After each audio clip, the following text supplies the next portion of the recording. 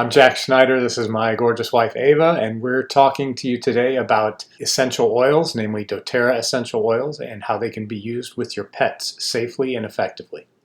So doTERRA provides the highest quality essential oils. They test them over 54 different times for every single batch.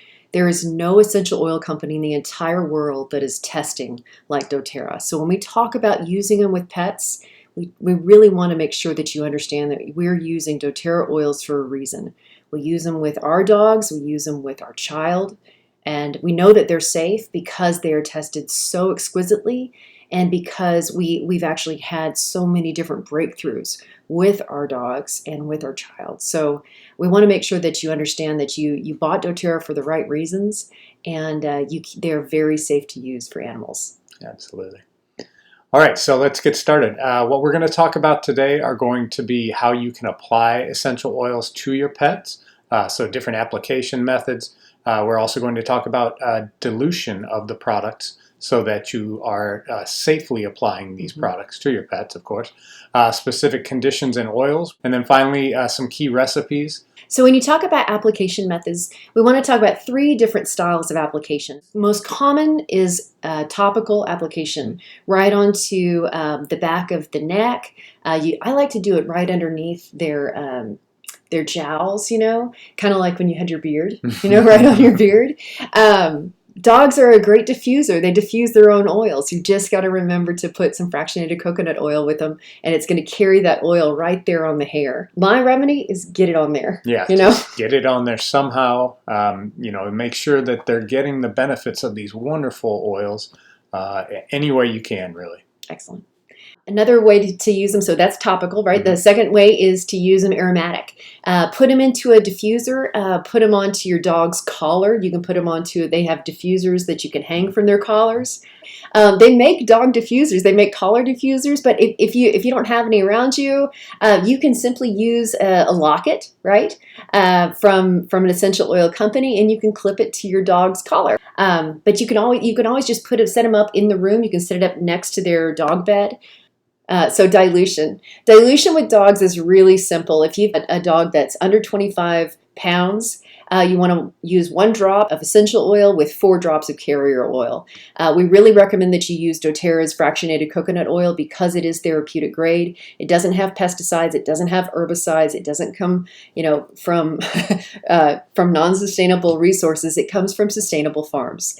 And this is a really powerful way to take those molecules that are so tiny and they're so potent. Look at how heavy the dog is and your dilution ratio, and then it'll tell you how much essential oil to use with how much carrier. Okay, let's highlight the most recommended essential oil of all natural vets. It's called copaiba. Copaiba is an incredible anti-inflammatory. It helps a lot with joint discomfort. It helps a lot with pain and anxiety.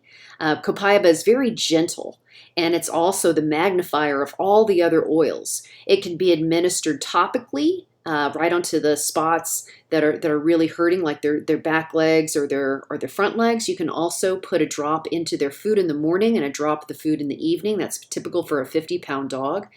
Copaiba is very similar to CBD oil. CBD oil is very popular right now for humans and for pets, but we don't really know what's in that bottle. It's very highly diluted, and you don't really know what you're getting in that bottle. With doTERRA's copaiba, you know that you're getting 100% pure. You know that it's been tested. Every batch has been tested. And so it's really good to start to use into all of these different remedies that we're talking about right now. So let's talk about these common ailments for dogs and how to use oils for easy remedies. One of our favorite blends is an allergy blend, and so you're able to combine the lavender, the lemon, and the peppermint, just like we do for ourselves, what we call the allergy balm, or you can get the pre-made soft gels called Tri-Ease, which is a great product, by the way. But you can use the exact same formula for your pets. It's just incredible that we're able to translate this from ourselves to our pets, and it works the exact same way. Lavender works in the body the same way, whether it's a human body or a pet's body, to reduce inflammation, to reduce the allergic reactions. So lavender, lemon, and peppermint together are fantastic at alleviating those symptoms of allergies, or seasonal threats. And again, you can use it topically, aromatically, internally. Okay, so the next thing that we can help with using doTERRA essential oils are hot spots. Ava mentioned this earlier. Hot spots are anything where a dog will lick itself, itch itself, scratch itself to the point where there's open flesh, essentially. Yeah. It can be scabby sometimes. Yeah, absolutely. Using lavender, frankincense, that's one of the greatest ways to heal that spot and also provide that antibacterial, antifungal, and a little bit of itch relief for them as well. So it's got that antihistamine, that natural antihistamine. But frankincense is really incredible for healing those cells. And especially if you're talking about something they're licking all the time, it's good for them to have the lavender and frankincense inside their body. So if you've got a dog with hot spots, this is a great little remedy to, maybe you take a roller ball. You can see the screen. There's a little roller ball recipe on it, and you can take 6 drops of each and put it with the FCO, which is fractionated coconut oil. And the next one we want to talk about is anxiety. Now, whether this be thunderstorms or fireworks, it's an option. Lavender is a great option. There's a blend called Serenity. That's a great option. Put it on to the paws, back of the neck, along the spine. This is a recipe for a 10 milliliter roller ball. And you can also diffuse it near your dog. One other thing to think about with anxiety, it could be as simple as dogs reacting to other dogs barking in the neighborhood, or cars driving by. When a dog is overly anxious, it will just continue to bark, continue to bark. Essential oils are a fantastic way to calm those anxious feelings down. Even separation anxiety. Yeah, that too. Yeah. Absolutely. So if you're in an apartment and you've gotten a couple notices of your dog barking in the apartment, maybe you want to try a little bit of balance and serenity.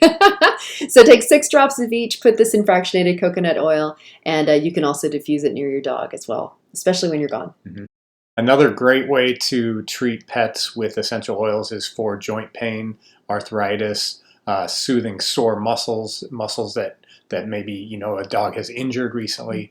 So a great way to do that is to utilize the deep blue rub or the deep blue oil blend, peppermint, lemongrass, some of the other great oils for soothing joints and discomfort. As we mentioned here, topically on those joints, on hot joints or on areas that need soothing, you apply it directly to that topically, and it will work fantastically. If you've got a dog that's limping around, and you don't know if they stepped on something sharp, or you don't know if they pulled a muscle in the hip, or maybe the joint area in the lower limb, this is a great way to just put a little bit on everything and just kind of get them a little bit of relief. Well, I love to use the Terra Shield. Terra Shield is a blend from doTERRA that is really made as the bug repellent, and this is a great way to remedy fleas. And not only that, it's going to remedy a bunch of other things. So if you've got mosquitoes in the backyard and the dog's out with you in the backyard, having a flea repellent and a mosquito repellent on your dog at the same time is really like a twofer. Absolutely, can't go wrong with that. So my suggestion is to use 10 drops of Terra Shield for 1 ounce of water. So whether you have a 4-ounce bottle, a 1-ounce bottle, an 8-ounce bottle, there's your recipe right there. Is 10 drops of Terra Shield for every 1 ounce. And you can do this on a spray bottle. You can also do it as on their collar, we're going to talk about. But you can also use cedarwood. Cedarwood oil is a great way to start to repel fleas. Fleas don't like the cedar. And it's a good way to repel flies as well. Here's an interesting remedy to make your own DIY flea collar. A lot of the toxins that vets prescribe with the flea collars and everything have a lot of chemicals and a lot of synthetics on them. And I personally don't want to use that with dogs. And I don't want to smell it either. So whether you have a nylon, cotton, or hemp fabric collar, you want to be able to mix some almond oil, some fractionated coconut oil, some castor oil, and then a few drops of the Terra Shield, and mix that all together. You can actually just soak the collar in overnight, And then here's a good recipe for ticks. So ticks hate peppermint. So if you have a tick that won't release, if you found a tick on your skin or in your dog, just do a drop of peppermint right onto the tick's head, and you'll see them actually pull out physically from the skin, and they'll actually start to move back, and that's when you can pinch them off. Digestive aid with pets. This is an area that dōTERRA excels in. You've got the Digestion blend, which is, of course, one of the best things you can apply to yourself when you have digestive issues. But again, it works on pets just as well.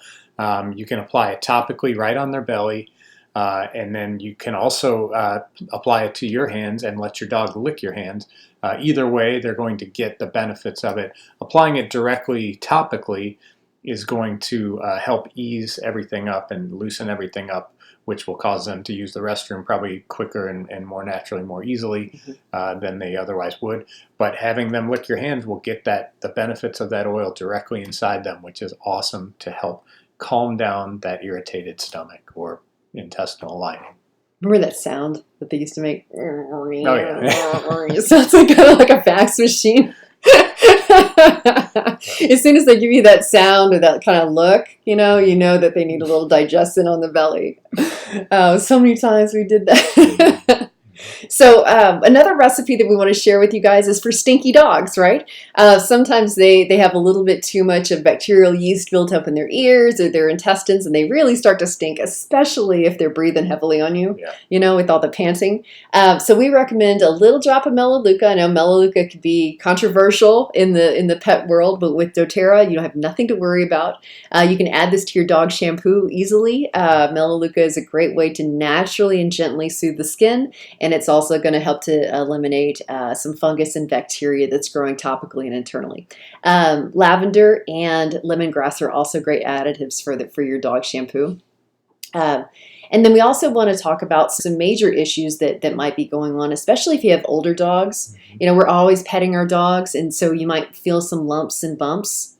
When you feel some major things going on, whether it be tumors, whether it be cancer, we really recommend that you look to your essential oils and to use frankincense, to use lavender, just like you would for a hot spot. You can use this again right onto their calcium deposit, or whether it's a tumor, even if you don't know if it's a tumor, using it topical, internal, and aromatic is a great way to clear out those decaying cells. Absolutely. I was just going to mention that. Just like in humans, frankincense is really, really fantastic at making cells healthy again. So when you start to have tumors, growths, even cancer, the frankincense will go in and not only build up the healthy cells and make them even healthier, but it will also help to rid the body of the dead or decaying cells.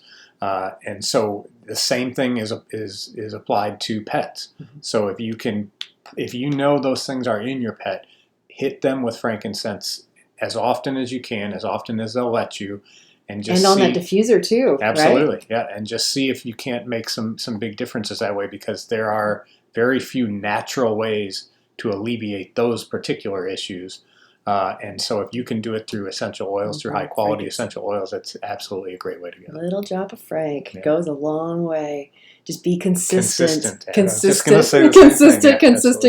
When you're dealing with frankincense, you're usually dealing with something pretty major, something that is it's chronic. It's not like, oh, I got a tumor, It's more like, I need to do this consistently to make sure that I'm killing those mutated cells. Absolutely. There are over 75,000 different published studies on PubMed.gov, PubMed.gov, that really discuss how frankincense, Boswellia, how that extract can be used to reduce cancer cells, to reduce tumor cells, and it is completely natural. It's not patented, so you're not going to see an ad on TV. It's not going to be prescribed by your doctor because they're not making money off that. Yeah. Another great way to use frankincense and lavender, and I like helichrysum as well, is for wounds. So we talked about hot spots, topical twice a day. If they've got a cut from a surgery, if you want to help them to heal, frankincense, lavender, and helichrysum are all antibacterial and antifungal, and a much more natural way to heal the skin. Try to avoid all that petroleum stuff on your skin and your pet. Your pet's going to lick it, even if they got a cone, they're going to get it, even if it's on their bed. You don't want to put petroleum-based stuff into your body. Your body doesn't know what to do with petroleum. Your body knows what to do with natural essential oils and fractionated coconut oil. All right. We've got some natural recipes that we want to share with you guys. There's some natural ear wash. When the dog's ears get really stinky, it's usually because of bacterial yeast. So you can put some oils in there, some geranium, some basil. That's a great remedy right there. And then also want to give you guys some ideas on making your own dog treats. Mm-hmm. If you can, smush up a banana and some peanut butter. Peanut butter, that's good. Absolutely. And put some Digestion, put some Frankincense in there. Especially if they're not hip to the vibe on really taking it from your hands, putting it into a dog treat is really helpful. And then lastly, we want to share some recipes on using the oils in your natural dog shampoo. You can add this to an oatmeal-based shampoo. You can use it and make your own shampoo. But we're always washing our dogs, once every couple weeks. So it's a really good way to start to get the oils in them when their pores are big and their hair is wet. And the oils can absorb into the hair follicles. They can also absorb into their skin. And you get a little boost of it too because you're bathing them. So we really appreciate you guys for tuning in. My name is Ava, and this is my gorgeous husband, Jack. We're Diamonds with dōTERRA. We strongly encourage you to get started with dōTERRA, and we really encourage you to share it. If this has been helpful for you, we want to encourage you to share the video, and we also want to encourage you to invite people to watch it. If the oils have been beneficial to you, please share them with your neighbor, share them with your sister, share them with your brother. They could benefit people 5 times over, and we can stop this synthetic train. So. Absolutely. Thanks for watching, everybody. We will talk with you guys soon. Bye.